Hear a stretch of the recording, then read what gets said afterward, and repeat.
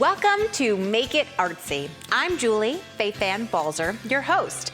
This season is all about time, and we've mostly concentrated on linear projects. And today we move to 3D designs like these super cool bowls.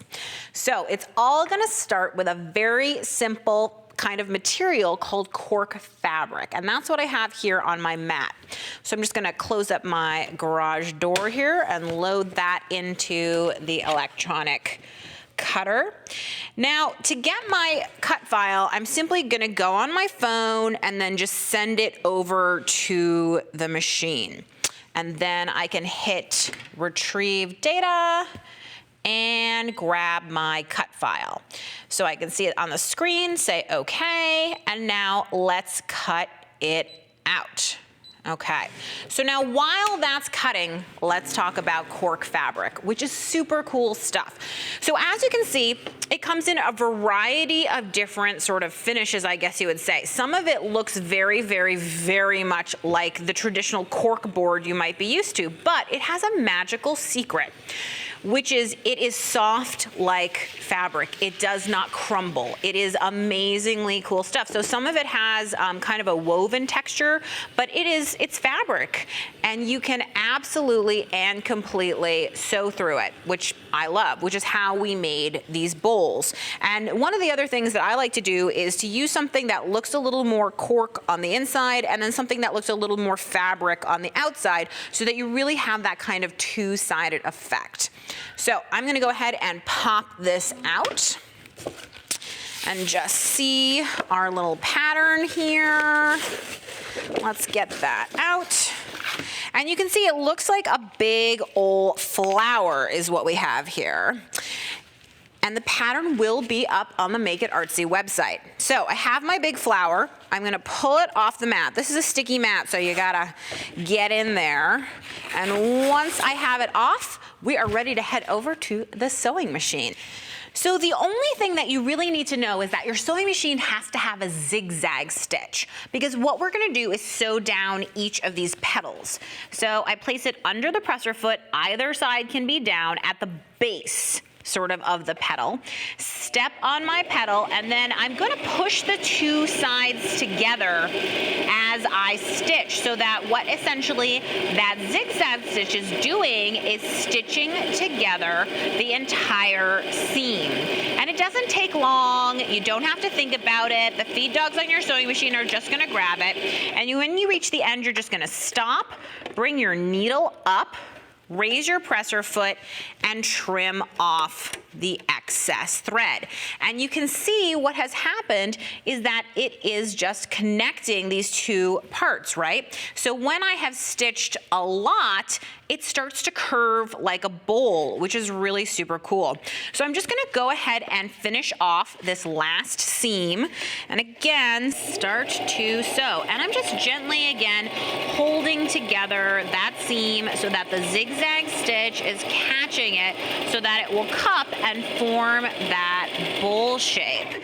When I'm done, I can raise up the needle, raise the presser foot, cut it, and now I have this really cool bowl shape. So now this bowl is reversible, and the reason that's important is because I actually am gonna take two bowls, okay, and put them wrong sides together. And again, I'm using two different cork fabrics because I like the way that looks.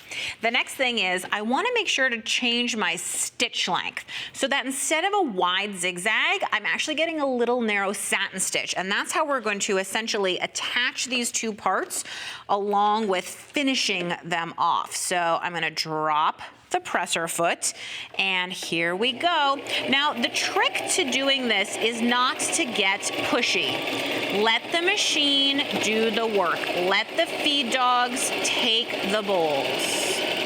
And just sort of relax and slowly rotate through. Now, if you run into any like loose threads or anything, just kind of pull at them and then keep going. So I like to do this in like little pieces and slowly, and and just relax into it. Now, I actually have gone around some of the bowls 2-3 times to finish them off. You do not have to do it all in one pass, so don't worry about it if it's slightly uneven, because this is super duper forgiving to do. So I'm just gonna take it out of the machine, and when it's all done, let me show you what it looks like. So you can see right here that I have matched the thread that's going around the top with the satin stitch to the cork fabric that's here. And this is a really fun trick. Notice how the stitching here is red, but the stitching in here is gray, so that it kind of matches. And that's because, of course, we sewed them separately, so it doesn't really matter. As a last finishing touch, one of the things I like to do is add just a little bit more embellishment to it, because people are always surprised when they look at what they think is cork and then it turns out to be super flexible. So I'm gonna go ahead and load in another piece of cork fabric. And then I'm just gonna choose a design. So, you know, you could do maybe wine glass little ringlet things so that everybody knows which wine glass is theirs. You could do place cards this way, whatever kind of embellishment strikes your fancy. For me, I think I'm gonna go with a leaf, which I think is really pretty, customize it, and I might actually add a couple of them. Let's have 3 leaves so that I can really embellish my bowl. I wanna make sure that they're all gonna cut, so I'm just gonna scan in the fabric. Since it doesn't take up the entire size of the mat, I wanna make sure that I'm not gonna actually cut through the mat.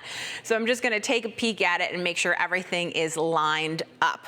But you know, this is the kind of thing you could also do with a stencil. You could do it really easily freehand. You could add somebody's name to the bowl to make it really special, and then just stitch it on.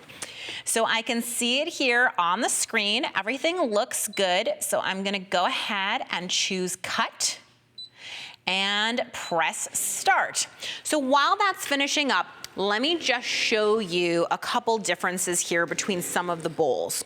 So it's not just size, because of course you can make it any size that you want. It's also the finish. This one, for instance, you can see has the sort of cork look in it. This one is still cork, but it doesn't quite look like it. People might actually pick it up and think that it feels like leather. Now, one of the things I like about this tiny bowl is that it's nice and soft and fuzzy inside, because we didn't line it with a second bowl. It's only one side, just cupped around, and of course, fully reversible, which is super duper cool too.